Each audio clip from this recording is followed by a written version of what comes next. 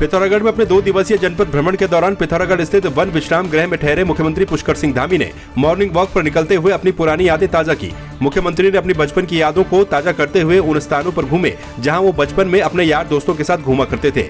CM Dhami ने पैदल भ्रमण करते हुए चाय की दुकान में चाय पीते हुए स्थानीय लोगों से भी बात की। इस दौरान मुख्यमंत्री के साथ उनके कुछ पुराने मित्र भी शामिल रहे।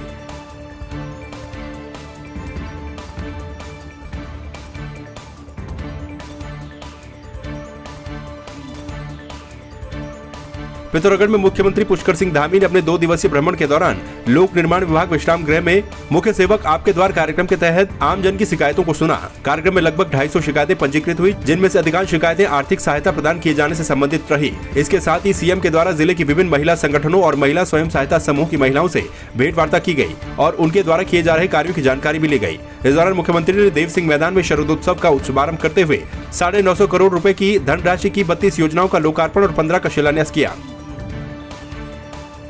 हम लोगों ने भी पहले से ही चूँकि जनपद पिथौरागढ़ को प्राथमिकता में लिया हुआ है, लगभग 950 करोड़ रुपये की योजनाएं यहाँ पर अभी चल रही हैं पूरे जनपद के अंदर, जो कुछ पूरी हो रही है, कुछ पूरी होने वाली है, कुछ पर काम चल रहा है। इसके साथ साथ यहाँ मानसखंड कॉरिडोर, उसका हम बहुत जल्द मास्टर प्लान बनाने वाले हैं।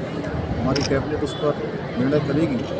मानसखंड कॉरिडोर में यहाँ के हमारे जितने भी मंदिर हैं, जो हमारे पौराणिक मंदिर हैं, उन सभी मंदिरों का हम एक कॉरिडोर बनाएंगे। उनके विस्तारीकरण का, सौंदर्यीकरण का, उनके आधारभूत संरचनाओं को बनाने का काम भी निकट भविष्य में हम करेंगे।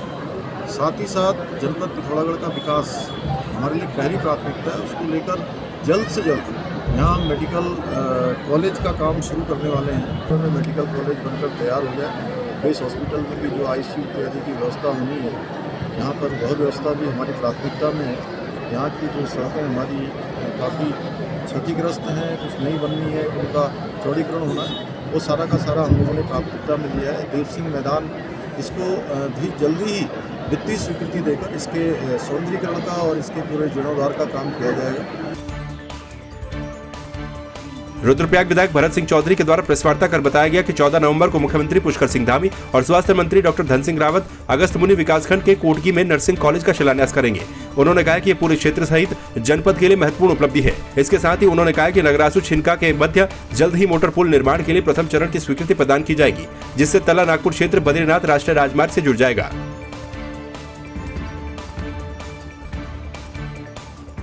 देखिए, सबसे पहले मैं अपने माननीय मुख्यमंत्री पुष्कर सिंह धामी जी को, अपने केंद्रीय स्वास्थ्य मंत्री मनसुख मंडाविया जी को, अपने प्रदेश के स्वास्थ्य मंत्री माननीय डॉक्टर धन सिंह रावत जी को बहुत बहुत धन्यवाद देना चाहूँगा कि लंबे समय से जिस नर्सिंग कॉलेज की हम प्रतीक्षा कर रहे थे, अंततोगत्वा उसकी स्वीकृति हमें प्राप्त हुई और 14 नवंबर को माननीय मुख्यमंत्री और स्वास्थ्य मंत्री के कर कमलों से उसका फाउंडेशन स्टोन, उसकी जो शिलान्यास है वो कोटली में किया जाएगा।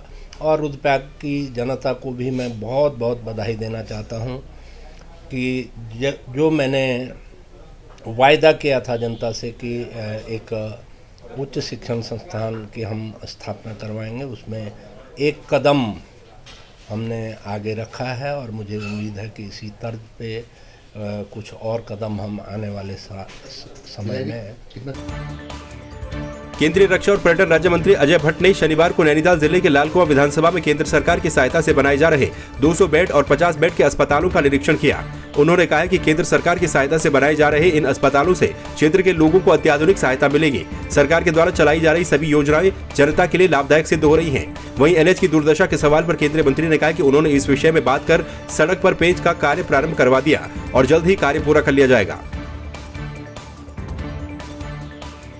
ये जो यहाँ पर हॉस्पिटल खुला है, 75 करोड़ रुपए जो केंद्र सरकार का हमारा NHM कार्यक्रम होता है उसके अंदर, तो मल्टी स्पेशलिटी हॉस्पिटल हम इसको कह सकते हैं, जिसमें नेफ्रोलॉजिस्ट से लेकर न्यूरोलॉजिस्ट तक यहाँ पर होंगे।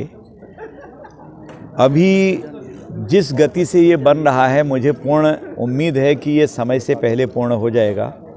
इसकी क्वालिटी ख़राब नहीं होनी चाहिए बार बार इतने बड़े प्रोजेक्ट नहीं आते हैं और इंटीरियर में इतना बड़ा प्रोजेक्ट आ रहा है, ऐसा प्रोजेक्ट यहाँ पर हमारे और कहीं नहीं है। इसके लिए 50 करोड़ एक्स्ट्रा अलग से भी आ रहा है और जो यहाँ पर स्टाफ आएगा लगभग 70 से 80 डॉक्टर आएंगे, 100 से 120 नर्सेज होंगी, वार्ड बॉयज़ तो काफ़ी होंगे और साथ में हमारी जो एम्बुलेंस हैं और जो हमारी जीप हैं उनके ड्राइवर होंगे, तो बहुत सारा स्टाफ होगा। एक बड़ा प्रोजेक्ट है, केंद्र सरकार ने 90 और 10 राज्य सरकार मिलके हम लोग काम कर रहे हैं। वैसे तो इसका 2024 का टारगेट है, डेट ऑफ कंप्लीशन जो है इसकी 2024 की है, लेकिन मुझे लगता है कि ये 23 में ही अगर इसी स्पीड से रहा, जिस तरह से चल रहा है, इस गति से रहा, तो हम जल्दी इसको चालू कर लेंगे। हमारी पार्टी और हमारी पार्टी के सारे मंत्री और आज हमारे माननीय रक्षा मंत्री जी यहाँ पहुँचे हैं, इनके संज्ञान में सारी बातें पहले से भी थी, पिछली बार भी वार्ता हुई थी और पूरे इस पर चर्चा हो चुकी है और आज ही ये सारा फाइनल होना है। इसमें 250 करोड़ रुपए का भी रेवेन्यू बाकी है, राजस्व बाकी है जो काम होना है। ये मुझे लगता है कि 31 मार्च से पहले ये सारा कंप्लीट हो जाएगा और 100% होना है। सारे डायरेक्शन हैं, वो सारा अभी इसी हफ्ते में, हफ्ते 10 दिन में शुरू होने वाला है। बीच में कुछ पुराने कॉन्ट्रैक्टर से काम नहीं हो पाया था और आगे नई व्यवस्था बन रही है और ये बहुत जल्दी 4-5 महीनों के 31 मार्च से पहले ही होना चाहिए। देखिए, हमारे लोकप्रिय सांसद जी हमारे बीच यहाँ पहुँचे हुए हैं और केंद्रीय मंत्री हैं और आज सबसे पहले उन्होंने 200 बेड का जो हमारा हॉस्पिटल है गोरा पड़ाव हाथीकाल में, उसका निरीक्षण किया। उसका कार्य प्रगति पर है, जो 2023 तक जहाँ कार्य पूरा होने की उम्मीद है। उसके उपरांत उनको जो है नेशनल हाईवे का जो काम रुका हुआ है उसके लिए अवगत कराया गया है। उसके लिए उन्होंने अधिकारियों से बात करी है और बहुत जल्द उसमें जो है कार्य दोबारा से प्रारंभ होना है, जिससे लोगों को जो ये धूल वगैरह की जो परेशानी हो रही है इसका बहुत जल्दी राहत मिलने वाली है। और जो उसमें पैच वर्क था उसके लिए हमने मंत्री से कहा और वो कार्य पूरा भी हो गया है। पैच वर्क का लगभग जहाँ जहाँ पर बहुत ज़्यादा दिक्कतें थी वो कार्य चल भी रहा है और जल्दी ही नेशनल हाईवे भी कार्य पूरा होगा। आज हमारे आवास पे केंद्रीय राज्य मंत्री भारत सरकार माननीय आदरणीय अजय भट्ट जी का आना हुआ। उस सूक्ष्म जलपाल की व्यवस्था की थी और माननीय राज्य मंत्री जी द्वारा सभी जो हमारे क्षेत्र में कार्य हो रहे हैं, बेड ये अस्पतालों का बनाए जा रहे हैं, उनका निरीक्षण के लिए आए हुए थे। और जो हमारे क्षेत्र में हाईवे बन रहा है इसका भी उन्होंने बोला है कि जल्दी से जल्दी इसको बना के क्षेत्र की जनता के समक्ष रख दिया जाएगा और सभी कार्यकर्ताओं के साथ बैठक ली। जिस तरीके से कार्य हो रहे हैं जल्दी से जल्दी उनको कंप्लीट कर लिया जाएगा, तो जनता बिल्कुल खुश है कि जल्दी से जल्दी वो हो सकते हैं पूरे। लालकुआं में हुए एक कार्यक्रम में पहुंचे बीजेपी के जिला अध्यक्ष प्रताप बिष्ट ने कहा कि युवाओं को साथ लेकर संगठन को आगे बढ़ाने का कार्य किया जाएगा। केंद्रीय रक्षा राज्य मंत्री के साथ एक कार्यक्रम में पहुंचे नैनीताल जिला अध्यक्ष अजय प्रताप बिष्ट का पार्टी कार्यकर्ताओं के द्वारा जोरदार स्वागत किया गया। उन्होंने कहा कि भाजपा संगठन ने जो जिम्मेदारी उन्हें सौंपी है, पूरी निष्ठा और ईमानदारी के साथ वो उसका पालन करेंगे। भारतीय जनता पार्टी विश्व की सबसे बड़ी पार्टी है और भारतीय जनता पार्टी ने मुझे इस जिले में जिला अध्यक्ष का दायित्व दिया है। मैं सर्वप्रथम अपने सभी प्रदेश शीर्ष नेतृत्व का आभार व्यक्त करता हूं और भरोसा जताता हूं कि शीर्ष नेतृत्व ने जो मुझ पर विश्वास किया है उसको निश्चित तौर पर मैं कायम रखूंगा और उसका कार्य करूंगा कर्मठता से। और जहां तक कि सरकार हमारी डबल इंजन की सरकार है, लगातार आपने देखा अभी माननीय केंद्रीय रक्षा राज्य मंत्री जी जिस तरीके से जन जन तक जा करके विकास योजनाओं का जायजा ले रहे हैं, कार्य कर रहे हैं, ऐसे ही हमारे सम्मानित माननीय मुख्यमंत्री महोदय जन जन तक जा रहे हैं। बीच में यहाँ पर कार्यकर्ताओं से संवाद किया, उसके बाद लगातार कार्य कर रहे हैं। ऐसे हमारे मुख्यमंत्री जी और सभी हमारे जनप्रतिनिधि कार्य कर रहे हैं, हम भी इनके सहयोग से आगे।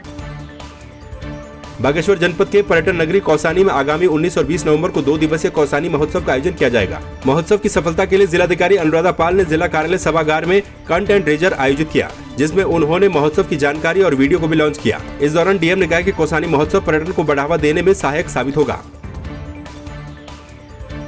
कौसानी महोत्सव में नया ये देखने को मिलेगा कि चूंकि एक तो पहली बार यहाँ पर हो रहा है, दूसरा ये महोत्सव को यहाँ के कल्चर के हिसाब से प्लान किया गया है। जिसमें हमने कल्चर का एस्पेक्ट, जो उत्तराखंड की लोक संस्कृति है उसके पुराने गायक, जो उत्तराखंड की लोक संस्कृति के नए उभरते गायक हैं उनको रखा गया है। स्थानीय जो हमारे कलाकार हैं उनको एक मौका दिया गया है। दूसरा कुछ जो फ्यूज़न को लेके बात करी गई है वो उसमें किया है। और यहाँ पर जो यहाँ गोसानी हमारा एस्ट्रोनॉमी के क्षेत्र में जाना जाता है कि यहाँ से स्टार गेजिंग बहुत अच्छा हो सकता है, ये इवेंट रहेगा। पेंटिंग कंपटीशन यहाँ पर रहेगा, जो क्योंकि नैसर्गिक सौंदर्य अपने आप में है, तो लाइव पेंटिंग कैसे कोई आर्टिस्ट बना सकता है, उस तरह का ये रहेगा। दूसरा एग्जीबिशन जो गांधी जी के जीवन पर है, जो वहाँ पर अनासक्ति आश्रम है या सुमित्रानंदन पंत जी के जीवन पर है, उसका एग्जीबिशन, उनकी शॉर्ट मूवीज, ये इसका वहाँ पर देखने को मिलेगा।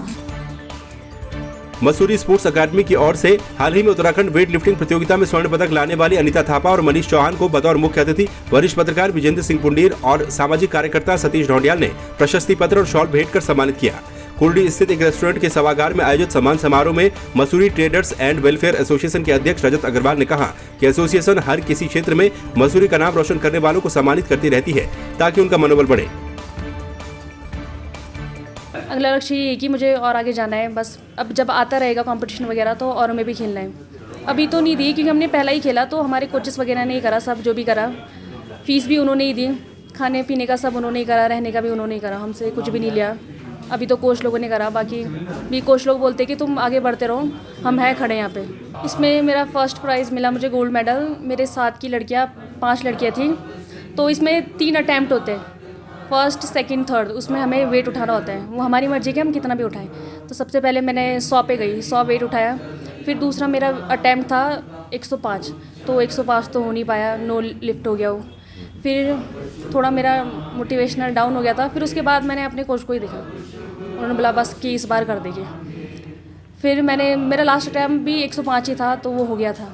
आगे मेरा उद्देश्य इसी में है, CrossFit plus power lifting. Power lifting तो मैंने फर्स्ट टाइम किया है, लेकिन वैसे मैं क्रॉसफिट करता हूँ। और मेरा यही है कि क्रॉसफिट, पावर लिफ्टिंग जो भी मतलब वो आए उन सब में मैं अच्छा करूँ। सर अभी हम कंपटीशन देख के आए हैं और वो लेवल बहुत ऊपर है, तो अभी हम और मेहनत करना चाहेंगे। क्योंकि अभी मसूरी में आपको पता है कि कंपटीशन मतलब मसूरी में तो कोई करता ही नहीं, पावर लिफ्टिंग, क्रॉसफिट, जिम कोई भी नहीं कर रहा है। लेकिन अभी हम देख के आए हैं और वो लोग ठीक है हमसे काफ़ी आगे हैं और अच्छा वो बहुत अच्छा कर रहे हैं, क्योंकि उन्होंने अपना एक एम सेट किया है और हमने भी अपना एम सेट किया है और हम और अच्छा करेंगे और हाँ नेशनल तक भी जाएंगे और उससे भी ऊपर जाएंगे। देखिए, मसूरी स्पोर्ट्स अकेडमी द्वारा आज 2 मसूरी के बच्चों को, युवकों को एक बहुत ही सम्मानपूर्वक एक आज कार्यक्रम करा जा रहा है, जिसमें खास बात यह है कि इसमें 22वें Uttarakhand state weightlifting championship में हमारे दोनों बच्चे गोल्ड जीत कर आए हैं, जो मसूरी के लिए गर्व की बात है।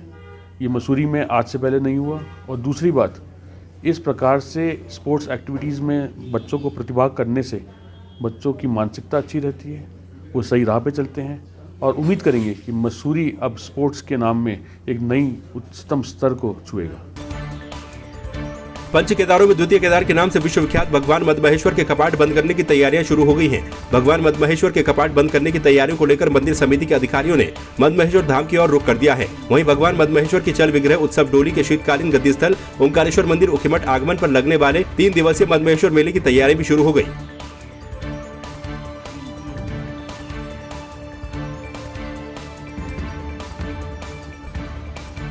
मद्महेश्वर भक्त वत्सल है, भक्तों के रक्षा करने वाले हैं। मदनांतक भक्त वत्सला, भक्तों के मदन का हरण करने वाले हैं, वह मद्महेश्वर है। और मधुमहेश कहा जाता है, मधु मैंने मीठा, जो सभी भक्तों को अपना मीठा आशीर्वाद, जो जिस भावना से, जिस कामना से आता है इस दिव्य धाम में, वह उसकी कामनाओं को पूर्ण करने वाले जो महादेव हैं वो मद्महेश्वर हैं। यम यम चिंतयेते कामम तम तम प्राप्नोति निश्चितम। जो जिस कामना से मेरे बाबा के इस दर पे आता है, वो हर बाबा उसके हर मनोकामना को परिपूर्ण करके उसके जीवन को सुखमय करता है और अपना जो है कृपा आशीर्वाद उस भक्त के ऊपर हमेशा रखता है। पौड़ी में बद्रीनाथ राष्ट्रीय राजमार्ग 58 पर लचमोली के पास वाहन दुर्घटनाग्रस्त हो गया। लचमोली के पास तेज रफ्तार कार अचानक सड़क पर पलट गई। वाहन में 5 लोग सवार थे, जिनमें से एक व्यक्ति को हल्की चोटें आई हैं, जिसे बेस अस्पताल श्रीनगर में उपचार के लिए भर्ती करवाया गया है। बद्रीनाथ के लिए निकले थे। आज सुबह 4:30 बजे यहाँ पे हमारे साथ एक दुर्घटना हुई। एक पत्थर गाड़ी के नीचे आने के कारण हमारी गाड़ी अनबैलेंस हो गई और पहाड़ी में जाके लगी और गाड़ी पलट गई। इस टाइम हम पांचों ठीक ठाक हैं, हमें कोई चोट नहीं है। प्रशासन ने हमारी अच्छी तरह से सहायता की। हाँ, आ गई थी, तुरंत आ गई थी, वो हमें ले गई थी हॉस्पिटल में, उन्होंने ट्रीटमेंट करवाया है। हमारे बंदे जो भी थे वो ठीक है।